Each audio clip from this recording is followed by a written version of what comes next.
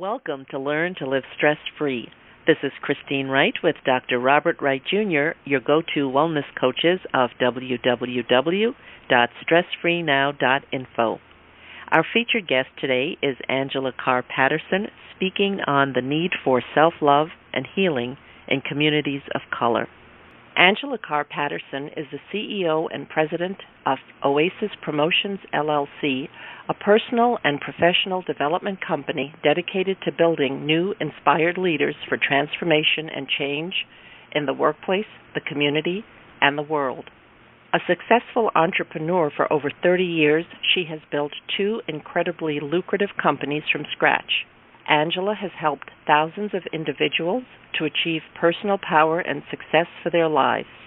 Author of 4 books, founder of the Fatherless Daughter Network, and the Vow to Love global movement, she's a trusted authority when it comes to helping women and girls to awaken the truth of who they are and to actualize the power of self-love to create infinite success in their lives.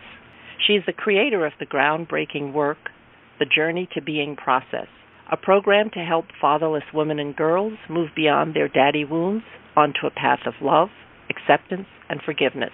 As a speaker, author, radio TV host, global life strategist, and the founder of the Fatherless Daughters Network, Angela is committed to her entrepreneurial calling of teaching others to awaken to their truth and live love as a lifestyle. Having hosted large conferences and small workshops, Angela now works with a select number of private clients and community and corporate partners. Through her work, she offers private strategy sessions and corporate consulting training programs designed to help individuals and organizations move from a place of mediocrity to unleashing their greatest potential to achieve peak performance and success. Angela is one of the most sought-after trainers and strategists in the world. Creator and executive producer of the Making of a Fatherless Daughter documentary film, Angela shows up each day as her true, authentic self. She proclaims your pain will never heal until you heal your misplaced sense of identity. When you tap into your truth and open your heart, amazing new possibilities will begin to unfold for you. Audience, welcome. Angela, welcome. We're so happy to have you on our show today. And audience, please listen closely. Angela has some extraordinary wisdom to share. Thank you for having me. I'm excited about being here. Great, Angela. Thank you for coming back on our show. And audience, you are in for a treat. We have the amazing and wisdom-filled guest, Angela Carr Patterson, who is just incredible. And here's a sample, audience. When you go to her Facebook page, she has just very wise advice for you. For example, she has a image here which says, "It's an unkind thing to ask someone to do for you what you are unwilling or incapable of doing for yourself. Love yourself first before expecting someone else to love you." And then just following that, she has another image with her picture there. She says, "Laughing for 15 minutes benefits the human body the same as sleeping for 2 hours." And so, Angela, since we are into helping people reduce their stress, anxiety, sleep deprivation, insomnia, et cetera, that what you have brought to the table aligns very, very well with what it is that we do.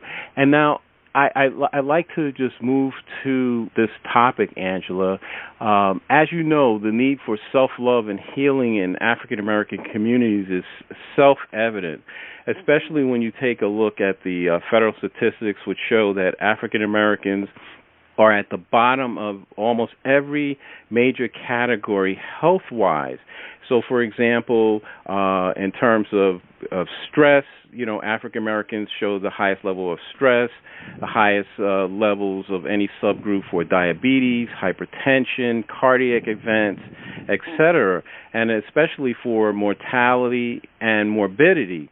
So, Angela, what I'm hoping that you can do for our audience is to shed some light, given your broad range of experience in the community and getting positive effects and being solution-oriented, and solution oriented.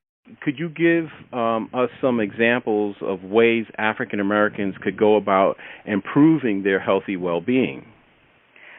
Well, I think, culture dictates everything. We know that. And it has been our culture as far as the way what we eat and the things that we put into our bodies. And if we trace that back, that goes all the way back to we were fed what we considered the worst part of the food in order to eat. And so it just took on a lifestyle, a culture within the African American community with eating, lots of red meat, lots of fried food, lots of fat, and which in return impacts our bodies, impact how we think, slows us down, increases us in areas of diseases, and so it cripples us, it handicaps us in relation to the entire race, human race.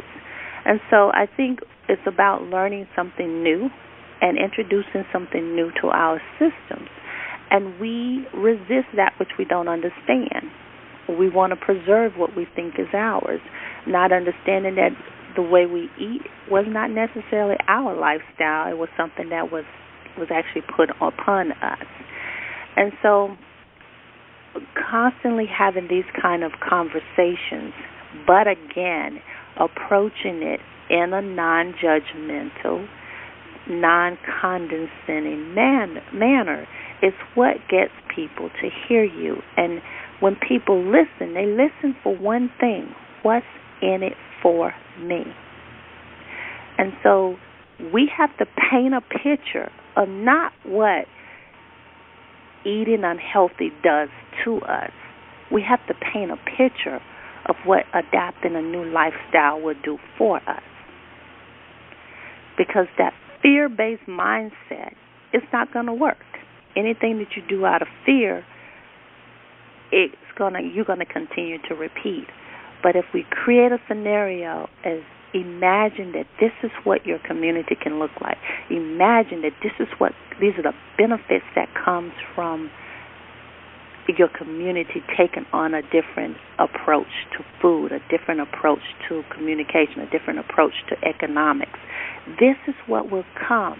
You have to show them a vision, cast that vision in such a clear manner until everybody in there wants to achieve that which you showed them. You got to show them what the end will look like first. And when you can paint that picture and show them what the end will look like, then you go back and you initiate the steps. This is step one that we can start. We're going to do the first three steps in our first phase. In phase once we've gotten this and we've gotten it positioned and stabilized, then we'll move on to phase two. You can't give us a whole chunk of stuff to do at one time and overwhelm us, because when we get overwhelmed, we psychologically freeze. So it has to be small steps over a course of time that gets us to that picture that we have on that wall. When you're building I know when churches are building their new sanctuary, they have in the back of the church this big picture of what the end result is going to look like. Why? Because ministers know if they do that, then the congregation are going to give more money to the building fund, because they see what they're going toward. And that's what we have to do. We have to paint a bigger picture of what we will look like when we adapt different changes. So, Angela, thank you for that. That makes a lot of sense to me. However, here's the rub for me. It seems to be the corollary question is, how do you get people to be able to hear what that vision? So here's an example. I remember years ago being in a group, and a guy was complaining about flatulence and that he had extreme diarrhea. And I remember asking him, "Do you drink milk?" And then he said, "Yeah, I drink a quart to a half a gallon milk a day." I said, "Whole milk?" And he said, "Well, yeah, is there any other kind of milk?" And so I said, "Well, most African Americans are lactose intolerant. So you should consider, eliminating especially whole milk. Mm-hmm. And when I said that guy flew into a rage. He flew into a rage. So I gave him the information, and I remember that very clearly. So that's an extreme example, but what I'm getting at is that, whether we're talking about stress or improving relationships or we run into many people that have challenges sleeping, especially as they get older. They have they may fall asleep and then they wake up and they can't go back to sleep. And so even when we sometimes suggest, well, here's something that you could do, like, for example, take your phone outside of your bedroom, since the research shows that any kind of light signals the body, especially the brain, that it signals wakefulness, and so the cycle, it interrupts the circadian rhythm. In the case of men, it's known that the blue light from the computer has a greater effect in terms of interrupting sleep patterns. So men need to get off the computer even earlier than women, but many people, even when you give them the information, they can't hear it. So that's my question. How do we get to people to hear it? And I heard what you said about the non-condescending tone, et cetera. And so even when it's presented that way, so that's what I'm saying. How can you get people to actually hear? In the Bible it talks about, I think there's a phrase that says, let them that have ears hear. There's an old saying that facts tell, but stories sell. And so when you want to create an infectious idea that's going to cause a widespread change in the perception and behavior of the people to adapt it, then we have to come with stories. And we can't approach it as if I'm here to teach you something that I'm not a part of you, but I'm here to bring this information to you. Then you're going to get rejection. You will get rejection because, number one, who are you to tell me? So, but when you place yourself in there with them and say, this is what we want to do. This is what we have to do as an African American community. This is, we want to preserve. I want my grandchildren to have a better life. I know you want the same thing. So what do we need to do as a community? What can we do? And then you get them involved, and you, wow, that's great. That is great. I think that's a great idea. Can I make a suggestion? Do I have the permission? Do I have permission to speak the truth? And they give you permission. Then it's not about them and you bringing them something to help them. It's about us helping each other. People have to feel a part of it, and people don't want to be told what to do. And so that is, I think, when we stop looking at them and us and see it as them and me instead of we and us, then we can bridge that gap, and we can I can tell my story. I remember when I drank whole milk, and I remember I was sitting at an event when the Center for Disease Control, and this particular lady was there. She was black, and she said, did you know that African Americans, that there's an enzyme that's within us that doesn't digest dairy? But because no one told us that, we drank milk, we drank and ate dairy products, not understanding that we weren't designed, our bodies are not designed to fully digest that. And it blew me away when I heard that, because no one ever told me that. So make the story personal. And then they're listening like, wow, you too? You used to drink it too? And so again, it's about an approach and a community. We've got to see ourselves as a community. I'm a part of this community that I want to help. I, too, am a part of it. I, too, have things I need to shift and change as well. This is an ongoing thing for all of us, and there's no expiration date here. And so, but before an idea can surface or become accepted, individuals have to commit themselves to do something that they felt called to do, and that's what you're doing, that's what your wife is doing, and that's what I'm doing. And so we've got to believe in the importance of what we're doing, even in the absence of the evidence that it's making a difference. We have to believe that, because it's necessary for us to do this grassroots great work until a tipping point has been reached. And then when that tipping point is reached, how what was once not done, not believed, unthinkable, it becomes what people accept as a reality. So you keep doing it, you keep doing it, you keep doing it, even in the evidence, even in the absence of the evidence of what you're doing, it's making a difference, because eventually it's going to reach a tipping point when a certain critical number of people adapt it. And when that happens, then the floodgates begin to open and you begin to see change. Angela, I want to thank you for that. You know, you're using Gladwell's example, and the visual metaphor is, for me and for our audience, can be a cup in the sink or a glass in the sink, and the water is dripping, you know, and it's, as the glass fills, it looks like nothing's happening until that glass is filled to the brim, and then that next drop starts the glass overflowing. So that's so I agree with that, and I thank you for that. Audience, we'll be back in a moment on Learn to Live Stress-Free to continue our conversation with Angela Carr Patterson.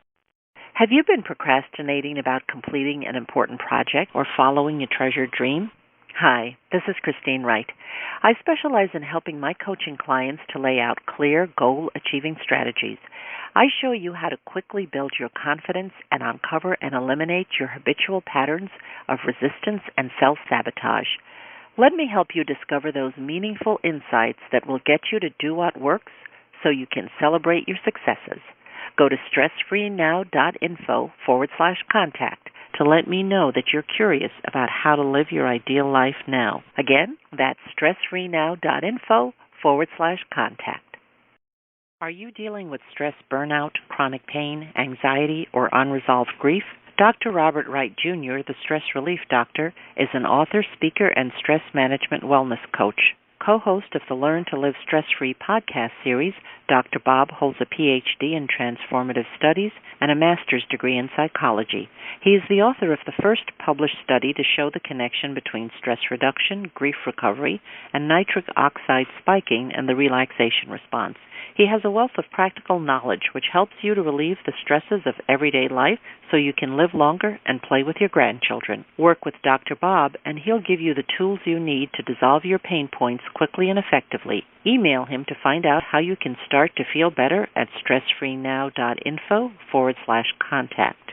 That's stressfreenow.info/contact.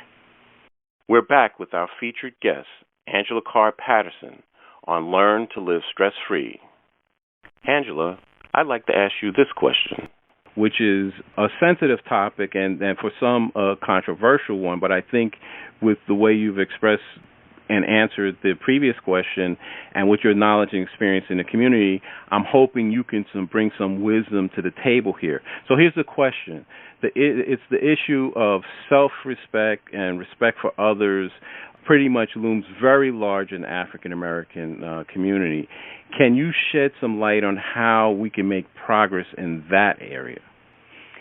Well, when you're talking about self-respect, you're going back to identity. You're going back to identity because behavior never lies. It's always going to be consistent with how we view ourselves. And if the picture that's been painted for us of who we are has always been negative and hasn't been anything very positive, then again you're seeking, trying to find something to identify with. And again, most of us, we get our identity through our paternal relationship, and for many African American families, that's not the case. Fathers are not involved. So we don't have a behavior problem in our community. We have an identity crisis. And I have gone into neighborhoods that were what we call the hood, and went in and taught nothing but their heritage, their African heritage, who they are as leaders, as warriors, as people, as having a rich heritage, and saw the entire community transform, that entire apartment complex transform, because all I did was raise their level of thinking, of the view of themselves. And when you see yourself inaccurately, then everything you think, say, and do will actually match and align with that. But when you bring about a different viewpoint, a different image of who you really are, guess what? Your thinking, your speech, and your behavior will align with that, because you're going to source your life from the base of who you see yourself as. So we don't deal with the behavior. We deal with who you really are. Paint a different picture. Give them an identity that they can adapt to, that they can relate to. Help them see themselves bigger than who they are. And until then, treat them that way.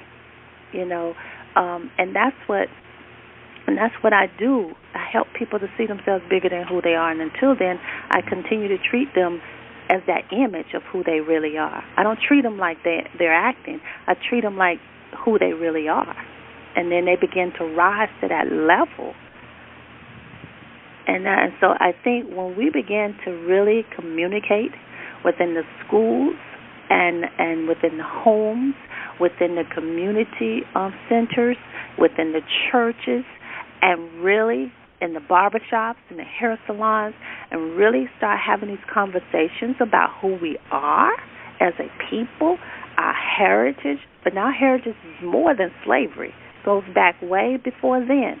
And begin to share with them who they are and how rich that heritage is, then you will begin to see a difference, because this stuff resonates within you, and they can't resist. They won't resist it. It's like it sucks them in.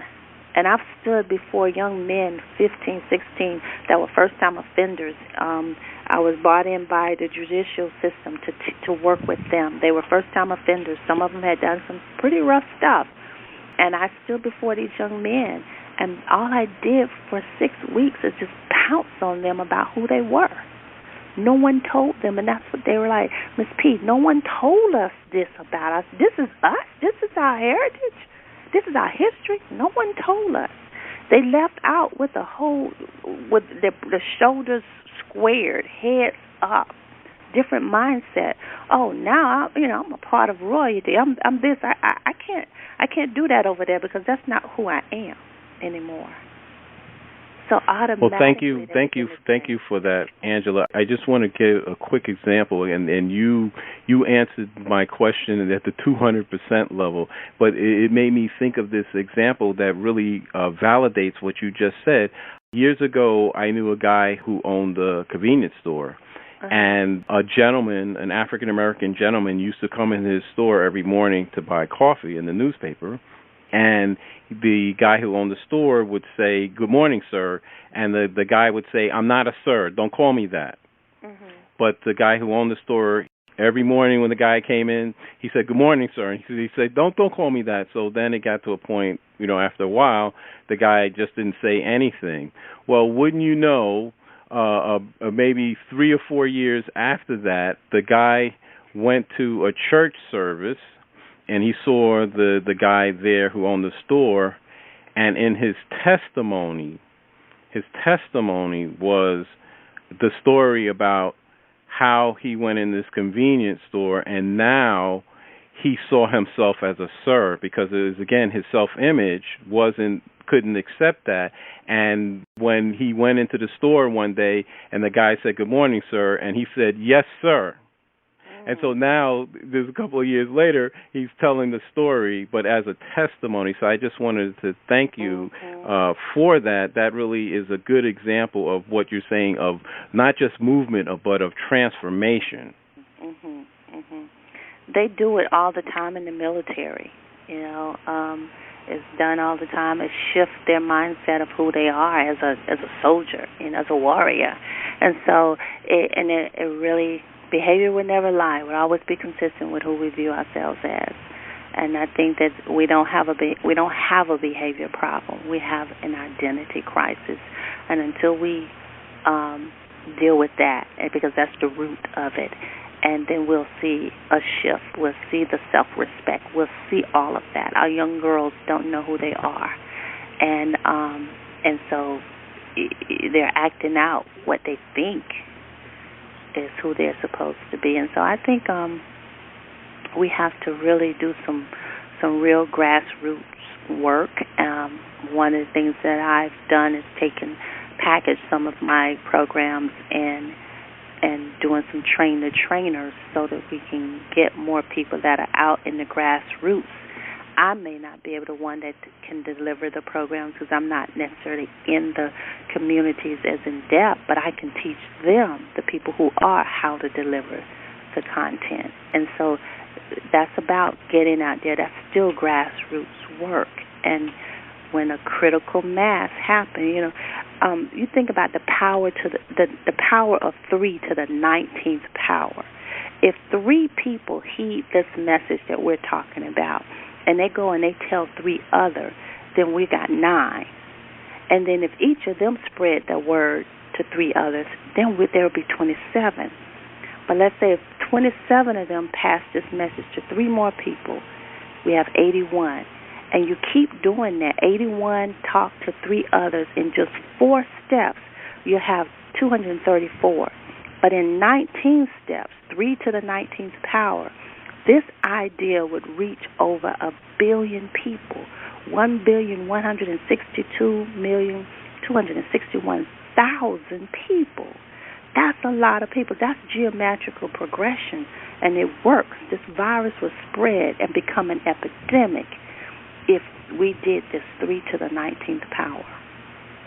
That's very lovely, Angela. Thank you for sharing your concepts. It's just very insightful to understand that knowing your identity, and I think this comes to also part of your work with fatherless daughters, that when you're recognized and when you're loved by the people you care for, when you know who you are, you can operate in the world from a place of authenticity, truth, power, love, health, and that's what Bob and I care about so much in our work, that the solutions are before us, and to change that mindset, to elevate the consciousness, to choose behaviors and activities that are in our best good.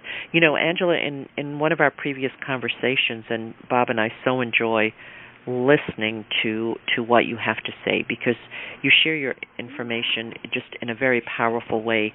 One of the things that we talked about was expanding a person's world view and how beneficial that can be on the community.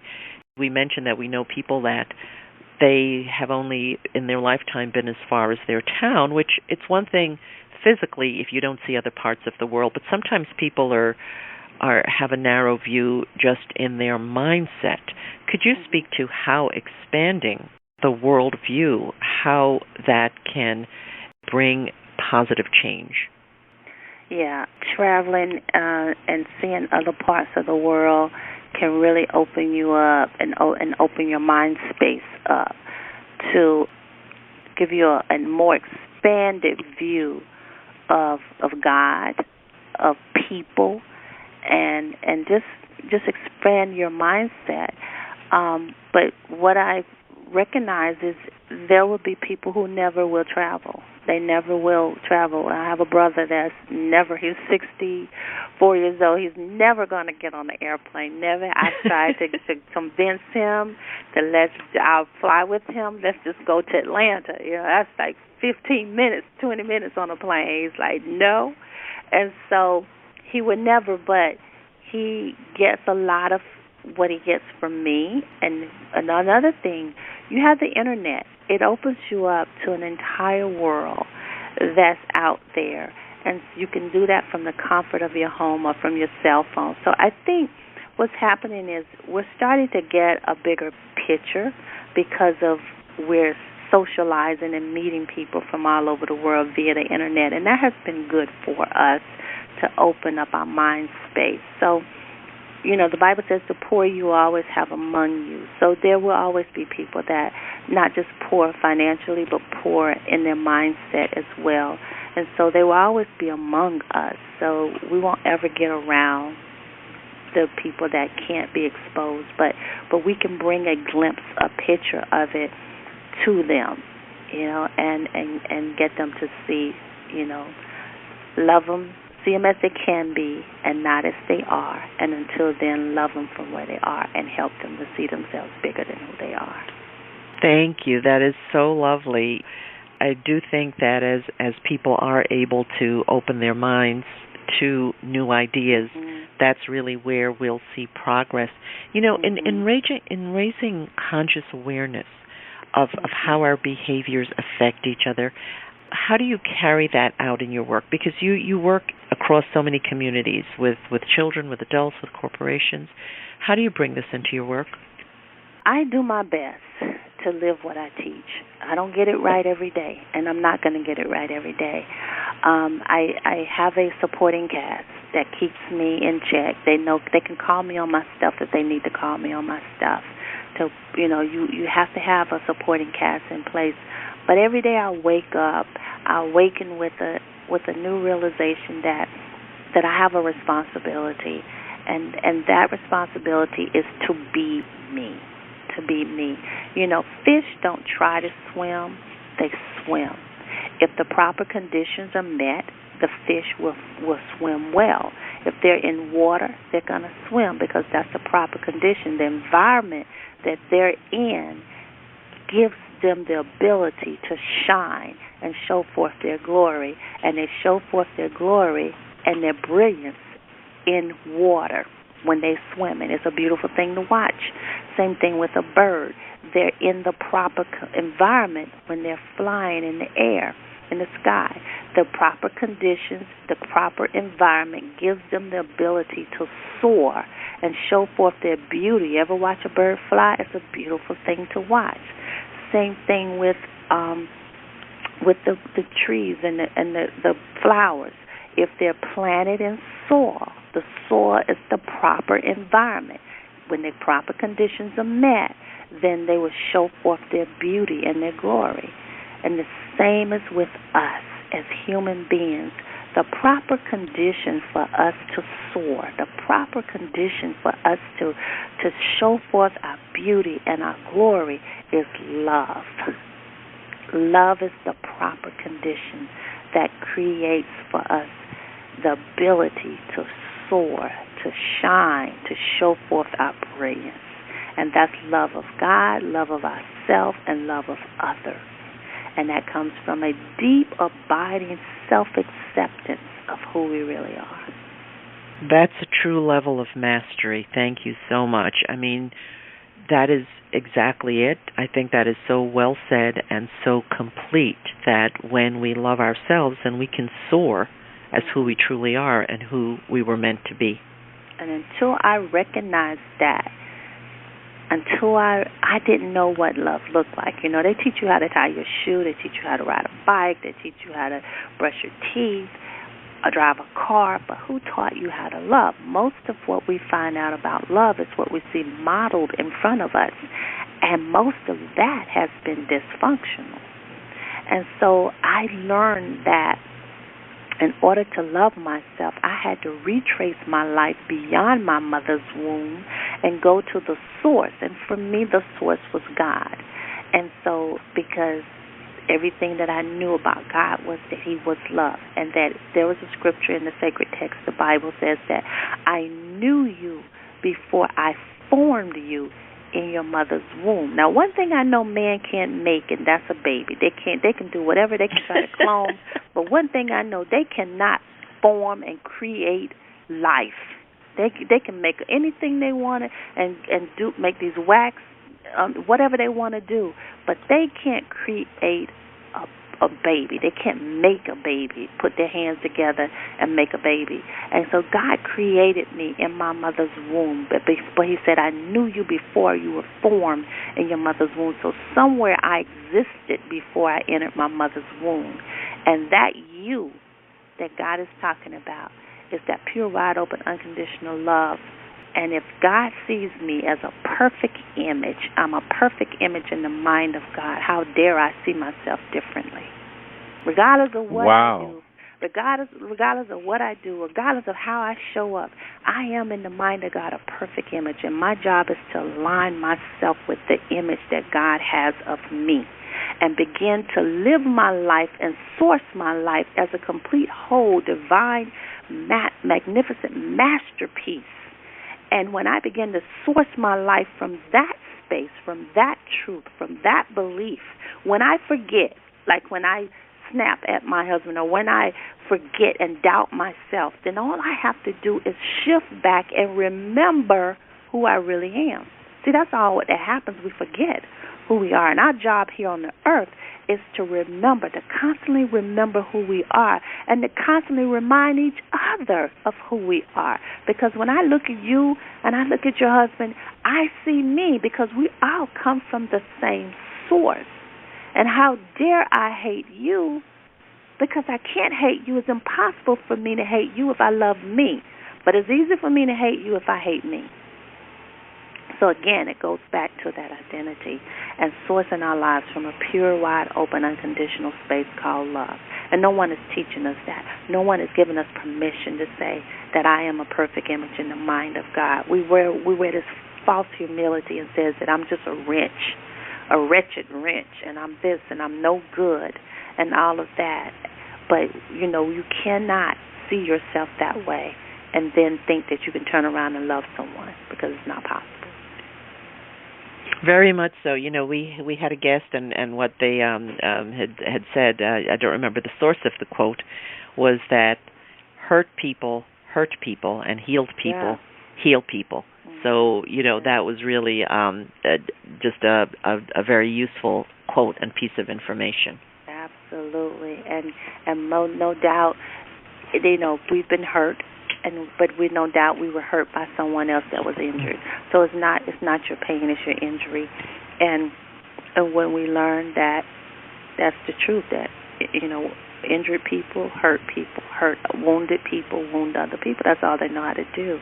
And so somebody got to say, well, let me heal. Let me heal. Let me stop blaming and playing the professional victim, because even with the Fatherless Daughters movement, it's not about victim. It's not about, they're not broke. We're not broken. We're not damaged. We don't need to be fixed. We just got to remember who we are. That's all. It really Great. Thank you. Thank you so much, Angela. I want to thank you for being our featured guest today, who has spoken from the heart space as the trusted authority. Thank you so very much for being our featured guest today. Thank you. My pleasure. Angela, would you let our audience know how they can reach you and learn more about what you do and perhaps work with you, directly? Absolutely. Just log on to my website, AngelaCarrPatterson.com, AngelaCarrPatterson, AngelaCarrPatterson.com. To learn more about my Fatherless Daughters movement, log on to fatherlessdaughters.net, and you can access me and contact me from either one of those websites. Okay, fantastic. So again, listeners, to get in touch with Angela and learn more about her work, check out her websites, AngelaCarrPatterson.com or fatherlessdaughters.net. Angela, what final thoughts or key idea would you like our audience to take away from today's broadcast? I would like to really remind them that it's important that you remember who you really are. Remember, get a good, clear idea of who you are, and remember that each day. When life happens, shift back and remember who I am. I'm not that woman, because this is who I really am. And number two,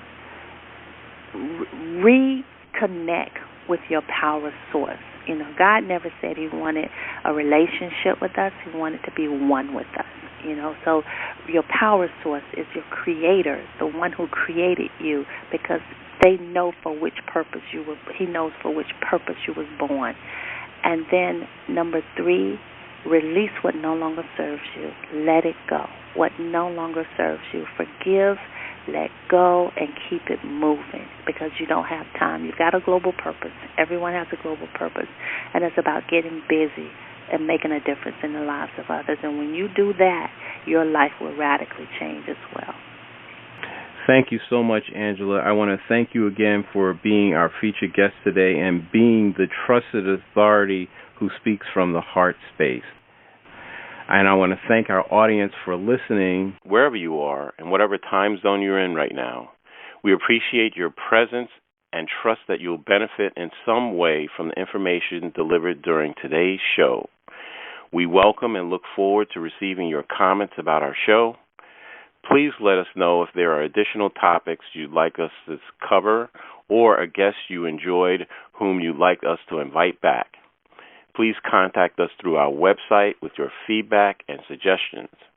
Remember, listeners, if you'd like to experience the same benefits our coaching clients get with us, including learning how you can get more results in your day and easy ways to dissolve your chronic pain, stress, and anxiety, then give us a call at 954-900-2179. Mention that you heard our Stress Free Now podcast show, and you'll receive a free gift from us. Call today to schedule your appointment. That's 954-900-2179. We look forward to hearing from you. For Christine Wright, this is Dr. Robert Wright, Jr. of www.stressfreenow.info. Until next time, be safe and be well.